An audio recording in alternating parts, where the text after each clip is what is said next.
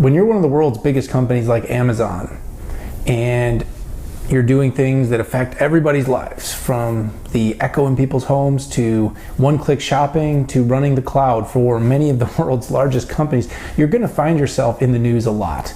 And this past week has been one of those weeks for Amazon. And there's been ups and there's been downs, but overall they are doing things and they are market makers and people are talking about them. So let's talk about 3 things that happened in this past week about Amazon that everyone should know about, and let me give you my take on it.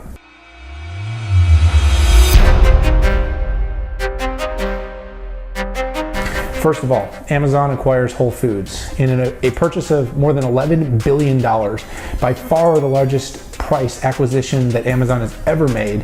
They acquired food retailer Whole Foods. And this is a big deal for them. Now, anyone that's heard about the Amazon Go concept knows that Amazon's been trying to get into the brick and mortar retail. And one of the things is that you hear all this speculation that retail is dead, and the truth is retail is not dead at all. What's actually going on is retail is going to be largely disrupted by a new type of store, and Amazon is shooting to be the first. Right now, the Go concept is walk into the store, you take what you want, you use Beacon, IoT, cryptocurrency, and mobility, and basically you walk in, you shop, you buy, it increases security, it increases convenience, it decreases friction, and everybody's happy. This is an interesting acquisition because now it gives Amazon the retail floor space all over the country that they can use to develop, test, and implement this strategy. Now, let's talk about 2 more pieces of news. In a smaller piece of news, Amazon is getting some publicity for a patent that they put out this week that basically allows for retail stores to block people from shopping on their phones while inside of stores. I'm going to just quickly kill this one. So the whole concept of this requires for people to be shopping on the Wi-Fi that's provided by the store. My feeling is people will easily be able to work around this patent basically by just using their 4G, their LTE connections inside of stores, and once they're on that, no longer will this patented concept work. So it's a good idea, it's good for buzz.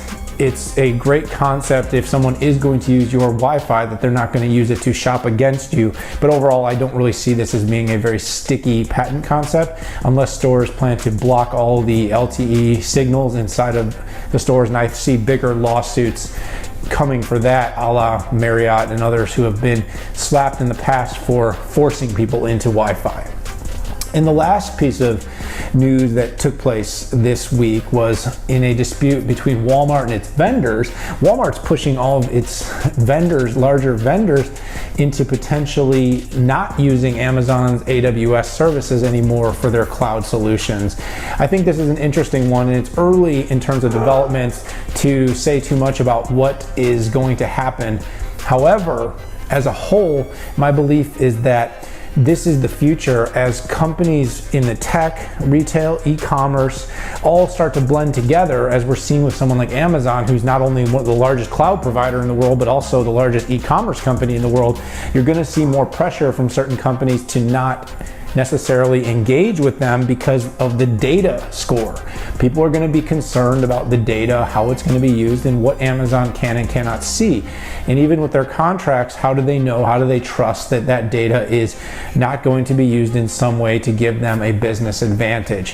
How do we know it isn't right now? Interesting question for you. So big week for Amazon, lots going on. Check out the headlines, but if not, hopefully hearing it here, you know a little bit more about what's going on.